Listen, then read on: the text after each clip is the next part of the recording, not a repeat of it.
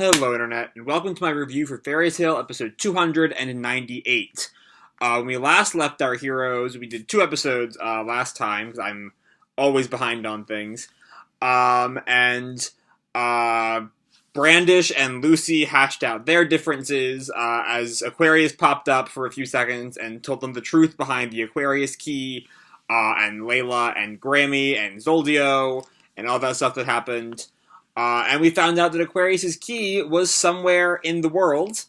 Where that is won't be revealed for a very long time, if at all in the anime, because there are some things going on in the manga right now that might not get adapted. Anyway, then we moved on to the Harjion battle, where Shelia and Wendy stepped up to fight Demaria.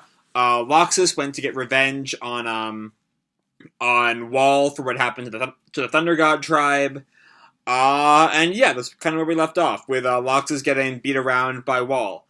So before we go into the review itself, just a reminder, I have my Spring 2019 anime review straw poll in the description down below. Fill that out if you please, and let me know what you want to see.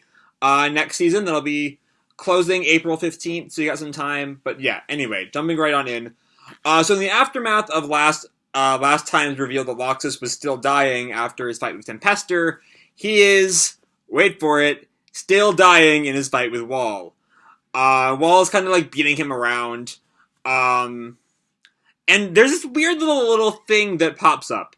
For like a split second. Wall just seems to have access to Aetherion? Like, he randomly is about to summon Aetherion down on Loxus. And he doesn't get to, I think that's right when Loxus activates the magic circle that like distracts Wall enough to undo the Bane particles and the fight ends. I'll get to that in a little bit. But Wall just has Aetherion. And no one is like, hey, that's weird. Like, also, if Aetherion was one of the reasons that Zeref did not invade for like the past however many years, why Wall had access to Aetherion the whole time? Why did that stop him then? It's weird. It's a really random thing. It pops up for a split second and then is never mentioned again. And I don't get it.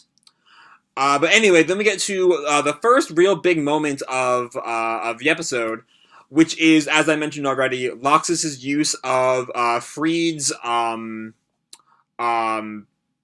magic to create a magical circle around Wall. And we find out, I think this is the first time we found this out, that Freed's enchantments use Bane particles. I think that's new information, and I really wish it wasn't, because then it would make this seem more like something that made sense, I guess, instead of something that was popped out of left field, I guess. But like, I don't think it's ever been mentioned. But anyway, I had forgotten about this in the manga. I had always thought that Loxus' Bane particles were just like an unexplained plot hole. But seeing Loxus actually, like, trick Wall into getting rid of them for him is actually really smart. But it also makes me wonder, why did Mashima put this subplot in here in the first place? You know, all it really does is make Loxus struggle against Wall for a little while, and there are much better ways to make Loxus struggle against Wall than bringing up a finished subplot from years ago into the now. Like, honestly, the Bane Particle subplot in this arc is kind of a mess and probably should have been cut, but it gives us a chance to see Loxus' strategic thinking. I just also wish that we had known Bane Particles were a part of Freed's magic, and not just had that tossed in here when the plot required it. Then something I'm more certain in my dislike for, the end of the Loxus Wall fight. Because it just kind of doesn't make any sense at all, really. Loxus pulls out this lightning that surpasses lightning, the red lightning. And all of a sudden, Wall is just, like, no longer immune to lightning spells? I mean, like, so there's this scene way, way back in Galuna Island, where Natsu is fighting Yuka the Wave User. And Yuka has, like, a little wave set up in front of him, and Natsu, like, punches him, but, you know, the magic all dissipates from the wave, and so Natsu, like, lights up his elbow that's, like, past the wave, and, you know, uses the added force to knock out Yuka. And if that had happened here, this fight would have made a lot more sense. And so what I think the fight should have happened is that instead of the Bane particle subplot, Loxus, tries using his lightning magic but doesn't work. And then he ends up like using the lightning magic to give him like a burst of speed so that his fists have more force behind them. And so he just like punches Wall to death because he's Loxus and he's super fucking buff. But if there's anyone in this series I could believe could punch a robot to death, it's Elfman and it's Loxus. And given that Loxus has the most reason to be fighting Wall, I wish that I'm happy that it was Loxus who fought him, but like also the lightning that surpasses lightning? There's just an easy way this could have been better, and we didn't get it, and I'm a little upset. I'm more than a little upset. This is not a highlight. This is one of the lower parts of the arc for me, quality-wise. Anyway, back to the plots I'm not mad about. Merida joins the battle, bringing the rest of Crime Sorcière with her. Except Horacio and Zace, who are not here right now, as far as we know. What this means, most importantly, is that Mashima actually let Zeref do stuff this arc. And yes, I am still really salty about Tartaros. Because back in Tartaros, you will recall, Jalal was like, yeah, I'm gonna come join the fight against Tartaros. And then he got there the next day after the fight ended. And I'm still really bitter about that. Anyway, of course, the first people Jalal runs into are Urza and Kagura, the latter of whom still has plenty of ill will toward him. Actually, did anyone ever get around to telling Kagura what actually happened with Jalal? Does she know? I don't think she knows. She might find out here, next episode, or whenever we get back to the subplot might be when she finds out. But she might have found out during Grand Magic Games. I don't remember. Anyway, that'll come up. That'll be important in a later episode. Because now we have the stuff that that we've all been waiting for. The Demaria fight. The highlight of the episode. And so that Crime Sorcière return is a nice little bit of foreshadowing for the highlight of this episode. So Demaria's magic is to stop time, we find out early on, which lets her do really whatever the hell she wants. One of the things I really like about a lot of the Alvarez members is their powers are things that we've seen in other media. Brandish is shrinking and enlarging, but we see just how powerful they can be. There are plenty of things like the Ant-Man movies have Brandish's powers, but Brandish utilizes them to the extent she's almost unstoppable. She can just shrink down any opponent at will, almost. And Demaria also, stopping time is not a power that's, particularly unique, but Brandish utilizes it to just be incredibly overpowered. Also overconfident, as she does not really expect anyone to ever be able to beat her, which lets, Ultir, who shows up, I got ahead of myself there. I was gonna save the Ultir thing for a few seconds later. Anyway, yeah, so her overconfidence lets Ultir, who we've kind of been primed to remember with Merida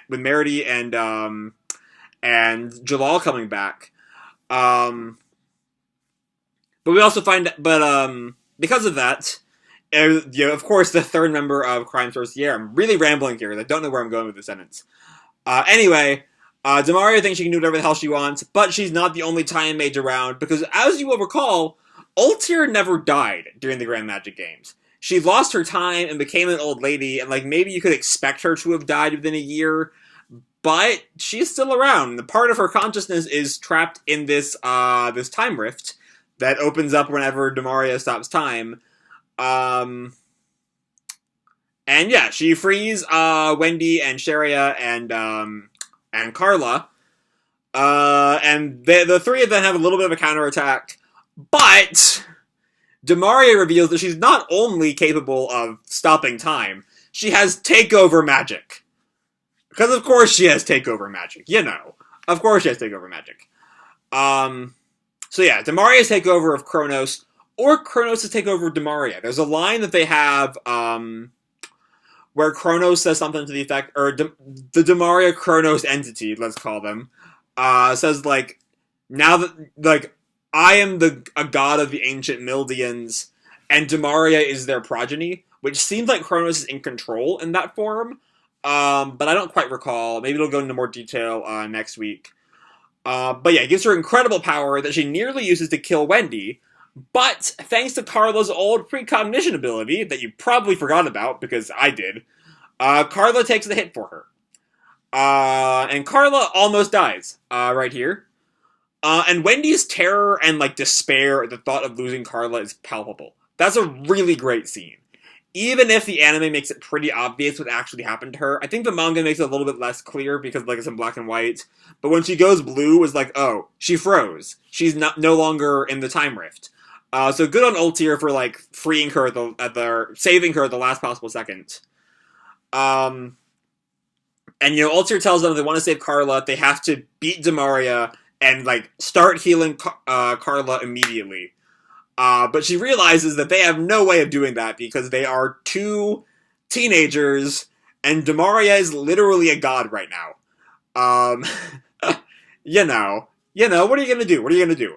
Well, what you are going to do is the third origin. The ability to have all of your magic from your entire future in one single moment at the cost of losing your magic forever. And we're about to reach the highlight of the arc next week. This fight, the third origin fight, is the best arc, the best fight in the entire arc. Let's be honest here. It's the highlight of Alvarez. I cannot fucking wait for it next week. But yeah, that ends the episode. So this episode was pretty much the definition of a mixed bag. Like the Wendy and Shelia and Ultir and Demaria fight, amazing. 10 out of 10, breathtaking. No complaints from me. Actually, one complaint I will say, I think it actually would have been served better. I have a feeling that next week, we see the next time preview, the first half is going to be the end of the Demaria fight. And then the second half will be the other stuff hinted at in the preview with Natsu. And I don't quite know if I'm happy with the splitting the fight into like two halves of an episode. Maybe it would have worked better as one single episode, but maybe having this fight be one episode is just kind of diminishing it in a way that it really should not be diminished because it's phenomenal. But anyway, that's something to debate. But then Loxus and Wall are just kind of a mess. Like, Loxus tricking Wall into healing him is smart and all, but the Bane Particle subplot is so pointless that I'm just left wondering why it's there at all. No one actually thought Loxus still had them after Tartaros. We all thought poor Lyusica had taken care of them, back in 791. And they're really only there so Loxus can struggle against Wall for a little while before he wins, so why not make an interesting way for Loxus to win, rather than just, creating a new kind of lightning? Maybe the enchantment magic was a way to beat Wall, instead of just having new lightning. Or maybe even having, the runes and the lightning come together, and somehow that wins. I don't know, there's many ways to make that work more than it did. But anyway, the Demaria fight is great, and I cannot wait for next week.